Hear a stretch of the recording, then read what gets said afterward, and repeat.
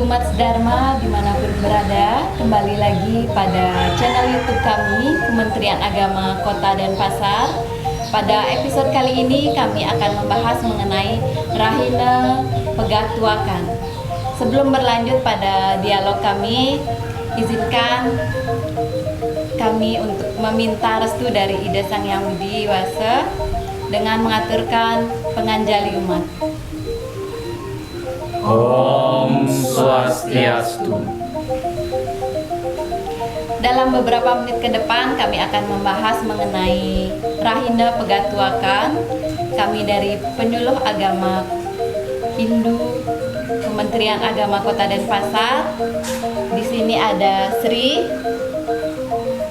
Tude, Tiang sendiri Putu Nova, ada Glisandra, Aji Indi, serta Ari.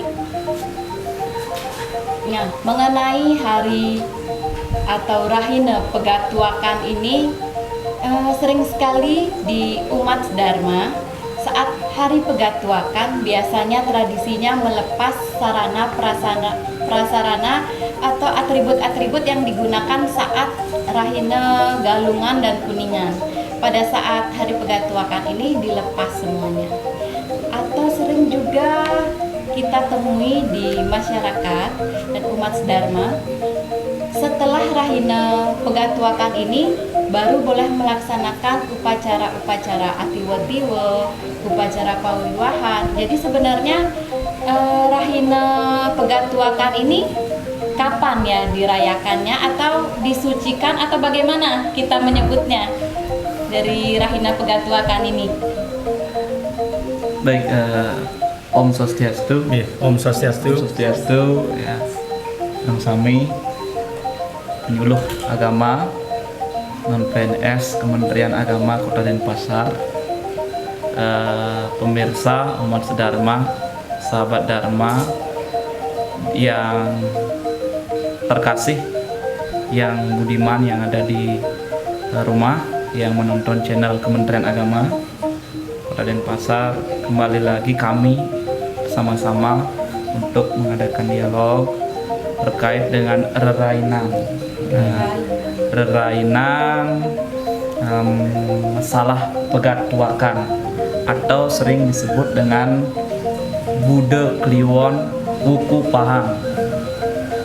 Banyak fenomena yang terjadi seperti apa yang tadi disampaikan oleh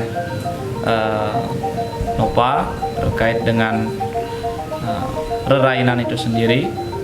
Jadi kalau kita berbicara dan berdiskusi terkait dengan rerainan itu, tentu dasarnya adalah terdapat pada sastra.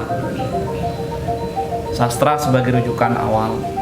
Yang kedua, berdasarkan atas dreste. Yang ketiga, berdasarkan atas situasi dan kondisi yang sering disebut sebagai patre. Dan yang terakhir, berdasarkan atas seni budaya yang berlaku setempat. Rerainan itu diawali dari setiap upacara agama Hindu selalu diawali atas dasar menghadirkan, ini umat Dharma, sahabat Dharma, menyatukan dan melepaskan semua konsep yagnya rerainan Hindu atau hari suci Hindu memiliki 3 unsur ini. Jadi menghadirkan, menyatukan, dan melepaskan. Begitu juga khusus kita membahas hari ini, yaitu mengenai masalah Pegatuakan ini juga memiliki rangkaian atau proses. Nah, proses-proses ini tentu ada dasarnya, mulai dari penentuan dewasa ayu itu, karena Bude Kliwon Pahang itu erat kaitannya dengan rerainan menurut buku, kira-kira begitu, Pak. Dengan penjelasan Adik Tu Chandra tadi membahasakan rerainan Pegatuakan. Itu, nah banyak fenomena yang terjadi di masyarakat tentang sebutan. Nggih. Bagaimana sebenarnya membahasakan bagaimana bahasa yang benar untuk menyebut rerainan itu dan apa maknanya. Kan itu dia. Ada yang menyebutkan pegat tuakan atau pegat uakan. Anak-anak muda sekarang karena dia mungkin tidak paham dengan bahasanya, mungkin dia pegat tuakan. Apa artinya pegat? Artinya putus, tuakan metuakan, apa suut metuakan, apa gitu. Nah, di sini perlu kita juga penjelasan agar generasi kita akan lebih telep ya dengan apa yang kita miliki dalam agama kita dan makna yang terkandung di dalam bahasa tersebut atau rerainan itu. Nah, itu yang perlu mungkin kita bahas dulu sebelum kita melebar ke yang lainnya. Apa sebenarnya itu pegat tuakannya itu ya? Biar tidak ada penyelewengan makna. Nggih, penyebutannya yang benar apa gitu. Nggih, kira-kira gimana itu tuh tentang itu? Terima kasih. Pertanyaan yang bagus nih. Fenomena di masyarakat khusus terkait dengan istilah penamaan rerainan. Istilah penamaan rerainan ini tidak ujug-ujug langsung latah untuk dibicarakan, bahkan mengalami pelesetan terhadap istilah. Seperti tadi disampaikan oleh Haji Indi bahwa pegat tuakan, pegat metuakan gitu ya. Tidak bisa rerainan itu langsung kita pelesetkan dengan hal begitu, karena rerainan itu adalah melalui proses ruang dan waktu. Yang pertama berdasarkan atas lontar wariganya. Ini dasar sumbernya kalau kita berbicara mengenai rerainan. Yang kedua berdasarkan atas lontar Sundarigama. Yang ketiga kita berbicara kalau dari sisi ceritanya dalam sebuah rerainan itu merujuk pada Budok Lionpa ini dari lontar Jaya Kesunu dan juga sekaligus lontar Gongwesi. Ada 4 rujukannya gitu aja. Jadi tidak langsung kita boleh menyebutkan rerainan masalah pegat tuakan ini bahwa pegat tuakan lah pegat metuakan seperti bahasa istilah pasarannya yang tadi begitu. Jadi rerainan ini rai yang artinya, kalau rai itu yang namanya rai pasti tajam. Seperti ibarat pisau. Kalau istilah Balinya itu ada namanya tiuk sadu, tiuk apapun itu, pisau, alat-alat yang dipergunakan itu pasti selalu tajam. Kalau kita mau menajamkan sesuatu, pasti kita ingin menghadirkan sesuatu dulu untuk disatukan agar menjadi tajam. Apa itu? Menghadirkan kekuatan. Kekuatan apa? Kekuatan Ida Betara, Ida Sang Yang Widiwasa, beliau yang disucikan, dihadirkan dulu untuk disatukan dengan upaknya agar menjadi rai. Rai yang artinya mangan. Rai itu artinya mangan, disebut dengan rerainan. Inannya ini dine. Dinenya ini erat kaitannya dengan lontar yang tadi yang sampaikan, lontar warige. Khususnya yang disebutkan dalam lontar warige gemet itu rerainan. Inannya dari dine itu sendiri adalah menyatukan keduanya agar menjadi satu. Coba lihat tombak itu pasti ada rainya yang menyatukan dia dari kedua rainan itu sendiri gitu. Sehingga rainan pegat tuakan ini, pegat yang artinya putus. Benar, berarti putus ini artinya putus. Yang kedua uakan yang artinya memisahkan. Dan juga disebutkan uakan ini adalah awakan. Awakan ini artinya badan. Jadi kalau logikanya, ini menurut sastra kita, pengawiyah kita sangat cerdas. Logikanya adalah ketika memisahkan sesuatu atau megat atau memutuskan segala apapun, pasti ingin kita mengembalikan sesuatu. Contoh, ketika misalnya memutuskan saat atiwu-tiwu ngaben, contohnya ini kita pakai perbandingan saja. Ketika unsur Sat Panca Mahabhuta itu ingin diputuskan dengan badan, berarti Sat Panca Mahabhuta itu akan dikembalikan. Nah, sama dengan pegat tuakan ini, pegat yang artinya memutuskan, uakan ini artinya mengembalikan, atau uakan memisahkan. Gitu. Terkait dengan pegat uakan ini yang dikembalikan apa? Tadi kan ada contoh mengembalikan Pancamahabhuta tadi. Nah, kalau pegat uakan ini yang dikembalikan apa? Nah, ini adiknya terburu-buru ingin tahu ya. Ya. Nah, itu. Harus Terburu-buru ingin tahu. kan harus paham Karena jadi dia ya. juga terpikir seperti Terburu-buru itu. ingin tahu ya. Sabar Ji. Nah, jadi sabar. Ini sebentar akan dijelaskan lagi. Oke, Jadi oke. masalah rerainan masalah pegatuakan ini juga diistilahkan ya, juga diistilahkan pegat warah. Oh, pegat warah. Apa sih kaitannya pegat warah ini? Pegat itu memisahkan, warah ini artinya warah-warah, memberitahukan. Tadi artinya memutuskan pemberitahuan. Kepada siapa? Kepada beliau Ida Sang Yang Widi Wasa. Kenapa diputuskan?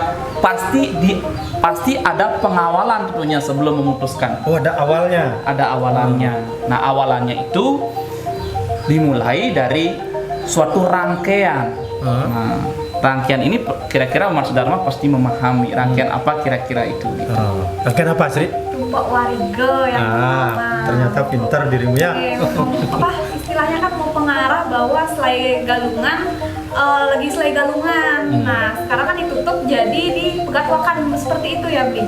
Pas sekali. Nah, ini sangat memantik sekali apa yang disampaikan oleh Sri Kusuma. Jadi Sri Kusuma telah membaca juga sastra kita, yaitu sastra Sundari Gama, karena di sana Sundari Gama yang artinya ageman, Gamo nike ageman, Sundari ini artinya pencerahan agama itu lewat Sundari Gama. Salah satunya lewat tumpak tadi. Ya, jadi tumpak warige ini adalah mengawali daripada rangkaian hari suci Galungan, Kuningan, dan berakhir di Pegatwakan ini. Tumpak warige yang berarti warah juga, tumpak pengarah mau mewarahin, dan memutuskannya juga di pegat warah, yaitu sering disebut dengan pegat uakan. Oh, pegat uakan ini sebenarnya. Pegat uakan, dan juga kardang latah kita menyebutkannya itu secara verbalnya itu pegat tuakan, bahkan disebut masalah pegat tuakan beberapa tempat. Kita tidak berbicara benar dan salah di sini. Kita berbicara menurut dengan dreste agama budaya yang berlaku secara kearifan lokal di wilayah setempat itu. Kira-kira bisa memahami sejauh ini atau masih ada pertanyaan lain mungkin dari karena ada sumber yang berbicara. Ada sumber yang berbicara, ada sastranya yang berbicara. Bicara mengenai pegatwakan ini sendiri, apa sih pentingnya bagi umat Hindu untuk merayakan hari pegatwakan itu? Apakah seperti hari-hari sebelumnya seperti Galungan kan itu kemenangan Dharma, lalu kalau hari pegatwakan ini seperti apa? Apakah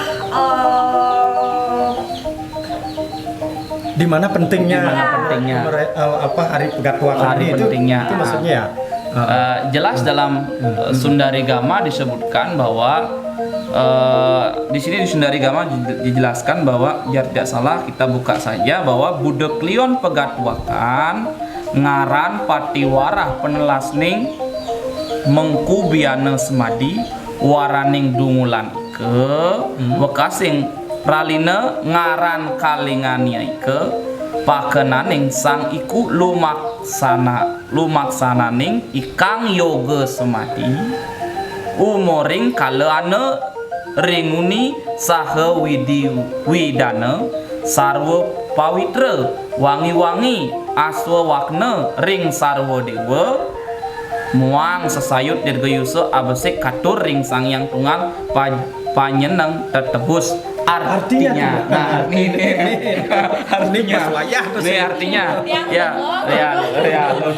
dalam lontar Sundari Gama. Kupas satu. Ini kupas satu-satu ya, biar pelan-pelan ini. Seperti tadi, apa pentingnya sebetulnya? Artinya, Mas Dharma, kita sama-sama belajar nih. Artinya Budek Lion Pang itu merupakan hari suci atau rainan Pegatwakan. Yang tadi sudah dijelaskan mengenai Pegatwakan. Budek Lion Pang disebut Pegatwakan karena saat perayaan hari suci itu adalah berakhirnya tapa brata dari rangkaian yang disebutkan tadi oleh Sri Kusuma dari Tumpak Warige sampai Kuningan. Sang Wiku itu biasanya Sang Meraga Suci Sulingge yang begitu melaksanakan perenungan suci dan pengendalian serta mengaturkan biasanya penyenang dan tetebasan. Ini penyenang itu artinya nanang, nanang yang artinya tenang, tenang yang artinya mulat sarira. Ya. Jadi umat sedharma semuanya tidak hanya sosok wiku yang kita sucikan, seorang sulingi yang kita sucikan, sebetulnya melaksanakan rainan masalah pegatwakan ini sebagai momentum untuk pengendalian diri. Karena di dalam lontar-lontar selanjutnya ada dijelaskan juga, Ji. Jadi ada lontar Gongwesi masih ada, lontar Jaya Kusunu masih ada sebagai rujukan sastra, supaya kalau kita membahasakan sebuah agama memang bahasa sastra yang dipergunakan, dan sekaligus juga kita melihat bagaimana kesepakatan di desa Pekraman, mungkin kalau ada yang ada di Bali, atau dreste kearifan lokal, budaya kearifan lokal yang berkembang di setempat atau di tempat tertentu, begitu. Kebetulan juga tadi menarik sekali nih yang tadi disampaikan oleh Billy Chandra. Pertama sudah dikatakan secara etimologis, pegatwakan, pegatwara, kemudian juga bagaimana rentetannya, apa maksudnya dan lain sebagainya.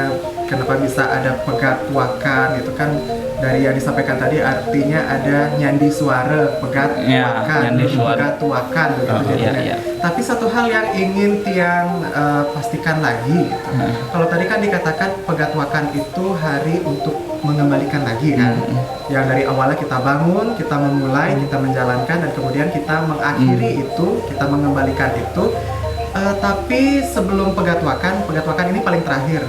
Saya juga pernah dengar yang namanya ngulihang galungan. Apa sih bedanya ngulihang galungan itu dan juga pegatwakan ini gitu kan, sama-sama mengembalikan kan jadinya. Kalau bisa mohon penjelasan, Li, apa sih yang dikembalikan pada saat ngulihang galungan itu dan apa yang dikembalikan pada saat pegatwakan ini gitu? Apakah itu berbeda ya atau bagaimana?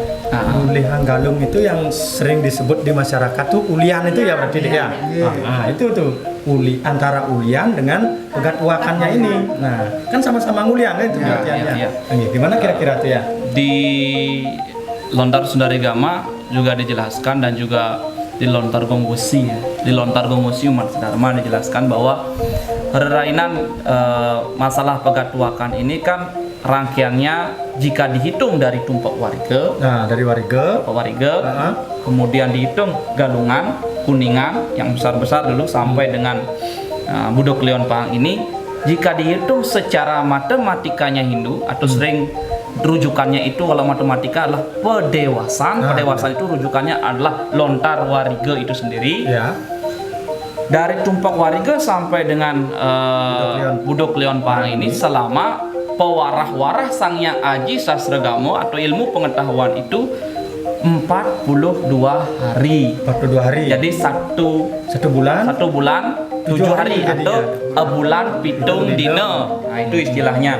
Pertanyaan today terkait dengan ulian itu adalah rangkaian dari galungan itu sendiri sampai dengan pemacekan, pemaridan guru, ulian, kemudian dengan pemacekan. Ini rangkaian khusus, dia lebih mengkerucut kepada galungan. Tetapi kalau Budok Leon Pahang ini lebih luas cakupannya. Jadi lebih luas cakupannya mulai dari tumpak wariga sampai dengan Budok Leon Pahang. Jadi jelas di sana saat bulan pitung dino, saat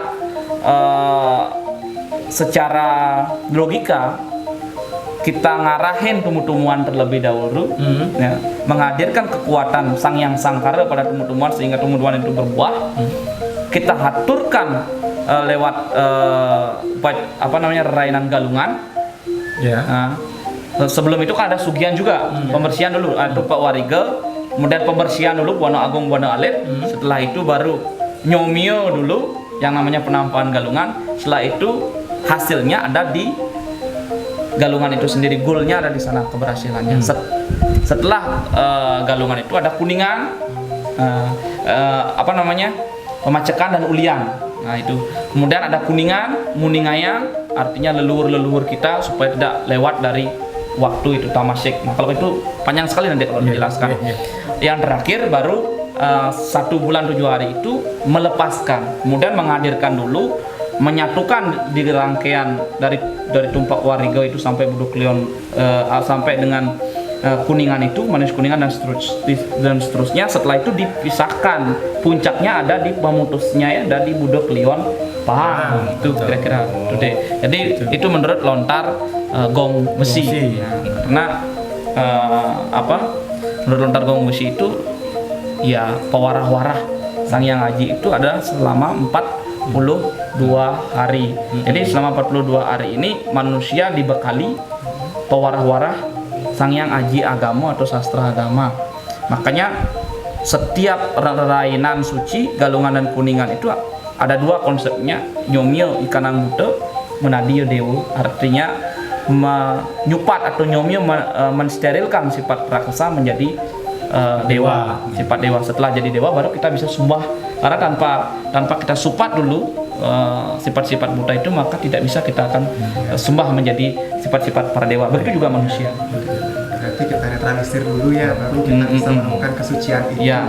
Berarti kan bisa kita refleksikan dalam diri bahwa ketika kita masih kotor, ketika kita masih berlaku yang tidak baik gitu, buta lah itu kan. Ketika kita bisa introspeksi dan menjadi lebih baik lagi, belajar, jadi kita bisa menemukan sifat-sifat kedewaan kan begitu nih. Nah, satu lagi yang ingin Tian tanyakan, apa yang kita lakukan ketika hari Pegatwakan itu, Bli? Mohon dijelaskan ke kita semua biar kita tahu. Menyambung lagi apa yang perlu dilakukan. Ada yang terbesit tadi di pikiran yang belum tersampaikan kepada sahabat Dharma yang ada di rumah. Selama 42 hari itu adalah merupakan konsentrasi para dewa itu ya kepada rainan Galungan. Konsentrasi para dewata itu termasuk konsentrasi kita kan? Konsentrasi kita 42 hari itu umat Dharma itu konsentrasinya juga 42 hari.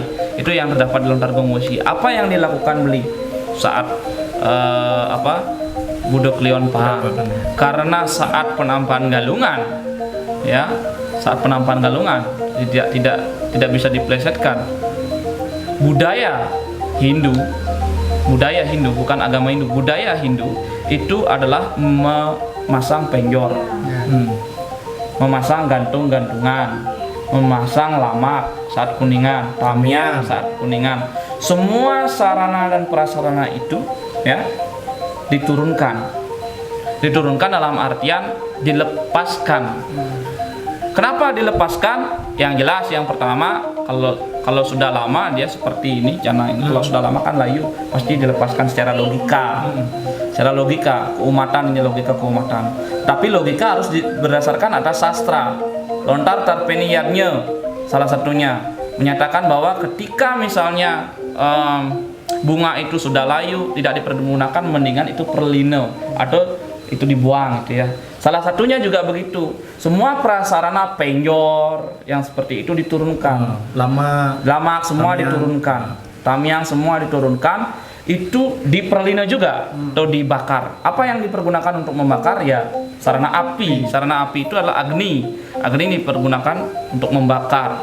Merlilino ikang sarwa maurip ya, semua yang hidup, sarana apapun yang hidup diperlina dengan api, yaitu menjadi abu. Setelah menjadi abu, semuanya diturunkan, dimasukkan ke dalam bungkak Nyuh Gading. Kenapa dimasukkan ke dalam bungkak Nyuh Gading? Karena api patut dikembalikan ke unsur, salah satunya itu adalah unsur api. Kenapa kelapa kita sering dipergunakan saat upacaranya? Karena kelapalah yang memiliki petapan-petapan atau makna dan nilai dari sebuah kelapa itu, mulai dari buahnya, kemudian daunnya, semua bisa dipergunakan. Dari akarnya juga. Dan salah satunya juga dalam mitologi Siwa Purana jelaskan bahwa ketika Brahma dulunya memiliki kepala 5 dan satunya itu terjatuh dia, dan itu menjadi buah kelapa yang dipergunakan. Itu secara mitologi.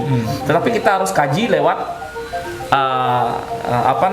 penerapan secara langsung di kehidupan keumatan sehari-hari, bahwa petapan atau sering disebut sebagai filsafat tingkah laku daripada pohon kelapa itu, mulai dari janur, mulai dari selepan, mulai dari apalagi bungkaknya bisa dipergunakan. Maka bungkak ini bisa dipergunakan. Coba pernah nggak berpikir Mas Dharma, kenapa ada air dalam bungkak itu sendiri ya? kalau tidak ada keajaiban beliau maka tidak akan terjadi. Oleh karena itu air itu murni memang dari alam, maka unsur-unsur alam ini abunya ini dikembalikan ke alam lagi.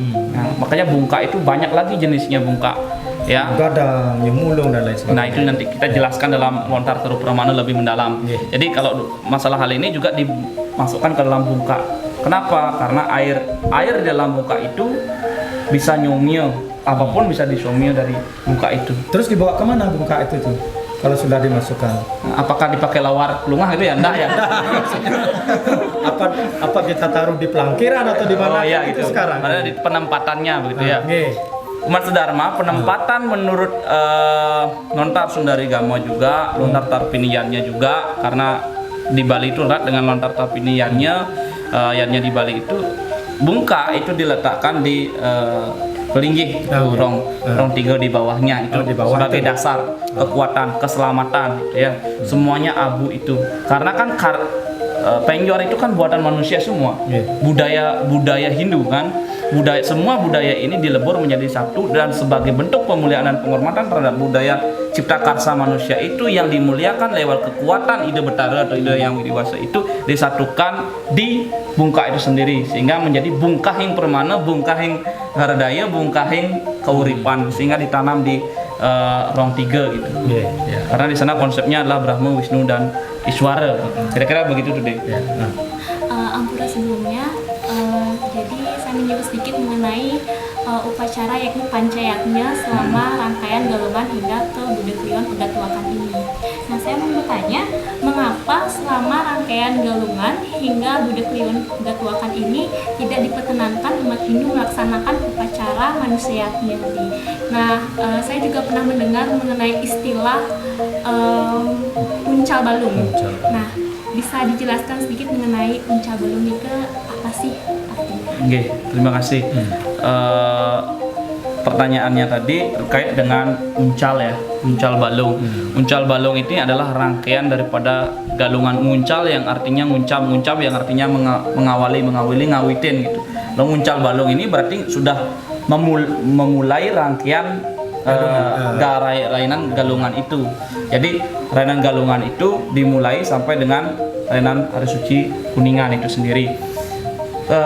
Kenapa disebut dengan uncal balung tadi sudah Tiang jelaskan, dan tidak diperkenankan umat Hindu melakukan upacara manusianya, karena jelas dinyatakan di dalam Lontar Wari Gegemet dijelaskan bahwa dan Lontar Eko Pertama dijelaskan bahwa di kedua lontar ini dijelaskan bahwa mengenai rainan untuk manusianya itu adalah di Sase Kejesta dan Kesada.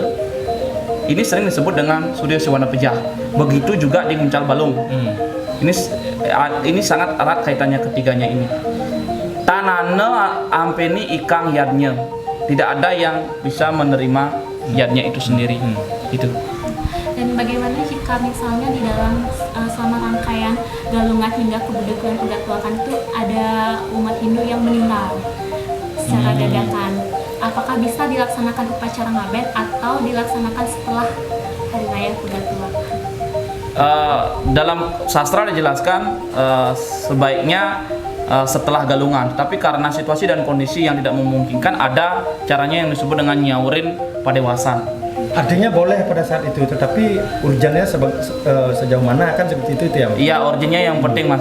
Logikanya begini umat Sedharma lagi, kita beragama menggunakan pikiran yang positif. Jadi kalau misalnya Sang Sane Kelayu Sekar atau sering disebut sebagai seorang yang sudah meninggal, kalau sudah lama kita diamkan di tempatnya, kan secara logika kan harus cepat diperlina kan gitu ya. Ada yang namanya nyaurin padewasan, itu yang dipergunakan sebagai sarana momentum agar tidak terlalu lama sang layon Kelayu Sekar ada di tempatnya itu, sehingga wajib untuk diusung ke setra gitu saja. Jadi diperkenankan, ada solusi alternatif yang dipergunakan gitu. Ya, dengan sarana upacara tertentu tentunya kan gitu mungkin ya. Ya, berarti ya seperti itu penjelasannya. Dengan berakhirnya dialog kami pada hari ini, dapat kami simpulkan bahwa Rahina Pegatuakan adalah hari di mana pengendalian diri kita selama 42 hari itu telah berakhir, di mana kita diajarkan agar bisa hidup bersama dan menerapkan ajaran Dharma itu dalam keseharian kita. Kami tutup dengan Paramasanti. Om Santi Santi Santi Om.